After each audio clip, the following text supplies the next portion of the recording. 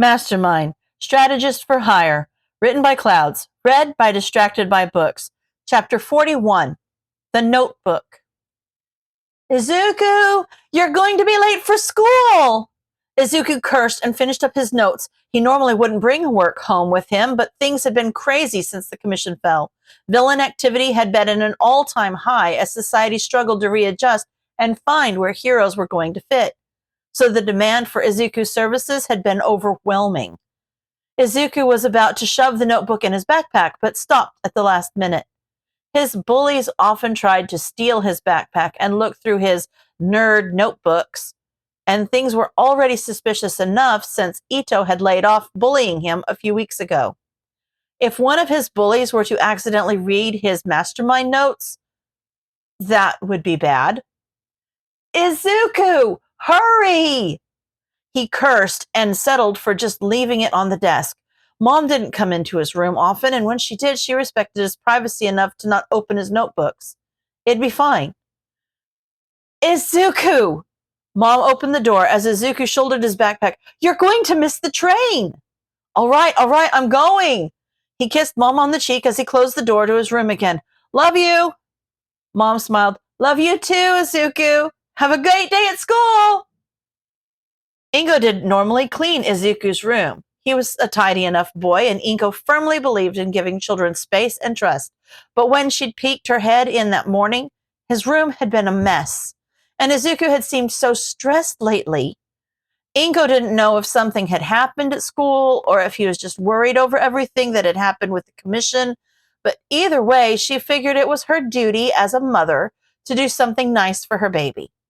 After she'd grabbed the mountain of dirty clothes from his floor, she could finally start vacuuming. She was just vacuuming by his desk when she accidentally got too close and bumped it with her hip, knocking off a notebook that had been balanced precariously on the edge. It landed open on the floor, and Inko bent to pick it up and put it back. Before she closed it, she happened to glance at the page it had opened too. The best way to combat Mr. Brave's quirk is through a fire quirk. It's too risky to simply cut the hair since he can still control it while it is detached. Either burn alive or... Inko never read Izuku's diaries. She knew they were all just ramblings about heroes anyway, so there was no need for her to invade his privacy that way. But this was different. This was violent. Inko couldn't help herself as she numbly read through the book. The vacuum running forgotten beside her. What had her baby gotten himself into? Why was he writing things like this? These weren't just lists of some hero's weaknesses. They were plans to kill them, sometimes by using specific quirks. Were these people threatening her baby? They must be. Izuku would never do something like this. Or maybe they had convinced him that they were his friends and this was peer pressure like the other parents had always warned her about. Maybe she should confront him about it. He wouldn't try to hide something like this from his mother, right? But if he was really being threatened... Inko made up her mind, put the vacuum away, and walked out the door with the notebook in her purse. This was bigger than her, and it was bigger than Izuku. If her baby really had fallen in with the wrong crowd, she needed help. Tsukashi stared at the ceiling above his desk, unseeing. If someone had asked him 2 years ago what the biggest change would be in Japan in the next 2 years, he probably said it would be Toshidori retiring and allowing his successor to take up the #1 spot. He never would have predicted Mastermind's reign of terror and the fall of the Hero Commission. Japan would never be the same again. Crime was at an all-time high, as was vigilantism, which the police now didn't have any way to fight. What was vigilantism anyway? Doing hero work without a license? Since the commission had been responsible for issuing licenses, that was now everyone. Was it using your quirk in public? Well, lawmakers had been quick to repeal the law prohibiting that, since that was one of the main laws that allowed the commission to rise to power in the first place, and no one wanted a repeat of that disaster. There had already been several new hero licensing systems proposed, and analysts were predicting one would be in place by the end of the year. But in the meantime, it was chaos. However the licensing system ended up, though, it was clear that daylight heroes were a thing of the past. It had become far too obvious with Mastermind's hostage situation that being popular could get you killed. So most heroes had switched to going out mostly at night, and support companies had been busy changing costumes to be more practical and less flashy. Hero schools were still running, but they were training their students to go underground and had stopped emphasizing popularity. Many students had dropped out and enrollment was at an all-time low. Even UA was only going to offer one hero class next year. But there was something else bothering him besides the general state of society. Tsukashi just couldn't stop thinking about the interview he'd had with Izuku Midoriya. By all accounts, the interview had been routine. Just inform the family of the father's death and clear them of suspicion. It should have been an open, shut case and have done with it. But the more Tsukashi thought about it, the more it seemed like a puzzle was falling into place. Midoriya was quirkless, which Netsu had said was a very real possibility for Mastermind, as hard as that was to believe. That wasn't enough to damn the boy, but it also wasn't the only piece of evidence that pointed to him. He was the right age to be Mastermind. And there were even the initials. Sure, they had no way of knowing if Mastermind's initials were I am or am I, but it fit. But then, why hadn't it registered as a lie when Midoriya had said his father was alive when he left? Had he found some way to trick Tsukashi's quirk? Or had someone else killed Dragon? It just didn't make any sense. It felt like there was something just out of reach nagging at him. Just one piece of evidence he was missing that would make everything come together. Tsukashi? Sansa pulled him out of his voice. There's a woman here I think you might want to talk to. I put her in interrogation room 3 for you. Tsukashi nodded and stood, stretching out his back. Oh, well, he'd have to come back to his Midoriya is Mastermind theory later. There wasn't quite enough evidence to act on it yet. He grabbed a cup of coffee and almost stopped short when he opened the door to the interrogation room and saw Inko Midoriya waiting for him. She'd obviously been crying, and Sansa had apparently offered her a box of tissues because there was already a small mountain of them scattered across the table. In front of her was a plain notebook that didn't seem too suspicious on its own, but Tsukashi's wild theory made it seem like the most conspicuous object in the entire room. Mrs. Midoriya, it's a pleasure to see you again. What can I help you with? Iko sniffed loudly. It's my son, it's Izuku. I think he may have fallen in with the wrong crowd and... Oh, detective, I don't know what to do. True. Tsukashi sat down across from her. Why do you think that? Has he been acting strangely? Iko shook her head. No, he's still the same sweet boy he always is, but... She pushed the notebook toward him. I found this in his room this morning. True. Tsukashi opened the notebook and gasped.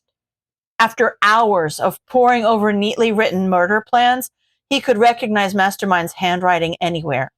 This could be the last piece of evidence he was looking for, unless Inko was right and Izuku had simply accidentally made friends with Mastermind somehow.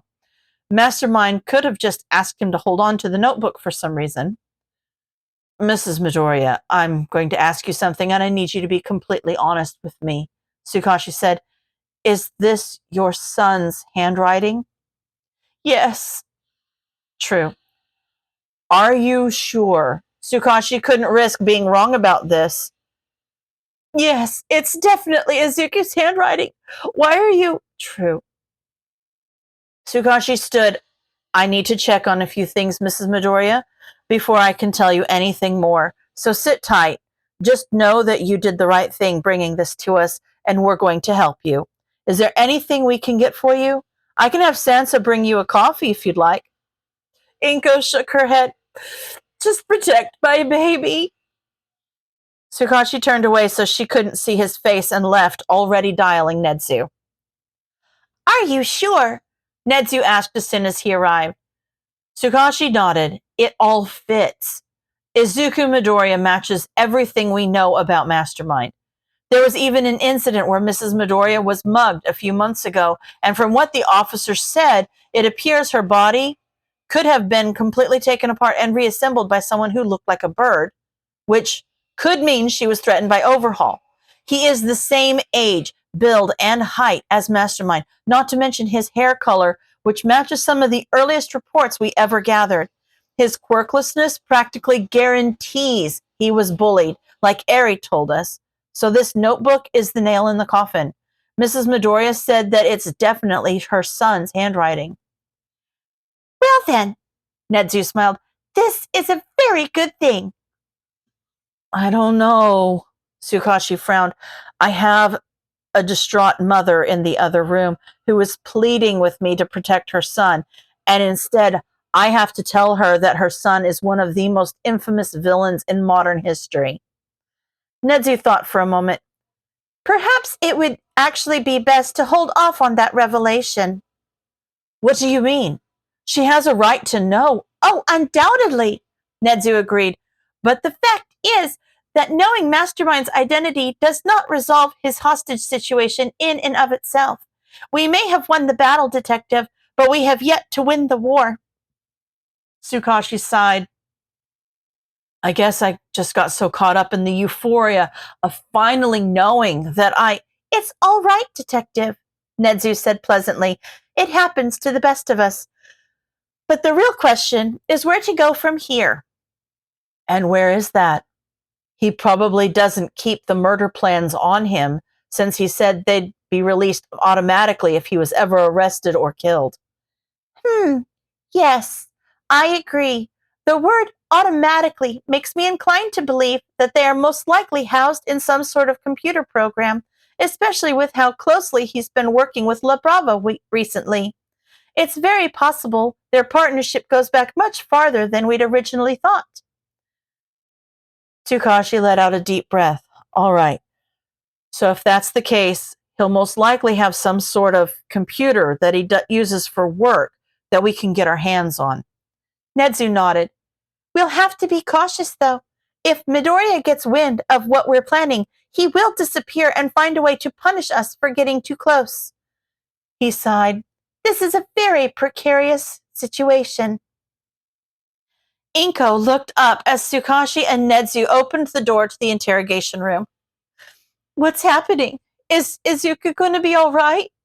Do you know who's trying to lead my baby down the wrong path? Tsukashi glanced at Nedzu. All we can say about it at this time, Mrs. Midoriya, is that your son has definitely fallen in with the wrong crowd. Inko sobbed and Tsukashi awkwardly rubbed circles on her back as they waited for her to calm down. What am I going to do? He's my baby. We know, Mrs. Midoriya, Nedzu said softly, which is why we need your help. Izuku has connections to some very powerful villains, and if we aren't careful, a lot of people could get hurt. Inko sobbed again, and Tsukashi tried to ignore the guilt he felt. We're going to need your help, Mrs. Midoriya. Can you tell us if Izuku has his own computer, maybe a laptop or a PC in his room? Inko nodded. He has a laptop. Hardly goes anywhere without it. When did he get it? Nedzu asked. He bought it on sale about a year and a half ago. Inko sniffed. Tsukashi caught Nedzu's eye. That was about when Mastermind had stopped using internet cafes. Mrs. Midoriya, Nedzu said, we need you to do something for us. We need you to put this notebook back where you found it, and don't tell your son that you read it or that you spoke with us. Can you do that? Inko looked up with them with wide eyes. But he's my son. I need to talk to him about this. Mrs. Midoriya, Tsukashi said earnestly, If your son notices anything suspicious, a lot of people could be in danger, including you. We know that it will be difficult for you to lie to him, but it's what we need you to do to keep a lot of people safe. Inko sniffed again. Are you sure this is the best way? We believe it is possibly the only way, Nedzi responded. Inko nodded. Okay, if you're sure, I'll do it for Izuku. There is just one more thing we need from you, Mrs. Midoriya, Nedzu said. If your son ever leaves his laptop at home, wait until you're sure he's gone, then call us immediately. We wouldn't ask you if it wasn't important, Tsukashi added. Mom, did you clean my room? Izuku yelled so Mom could hear him in the kitchen. There was a long moment before she responded, Yes, baby. I noticed you've been stressed lately, so I thought I'd do something to cheer you up. Izuku glanced at his desk and sighed with relief when he saw his Mastermind notebook hadn't been moved. Thanks, Mom. You're the best. End of chapter.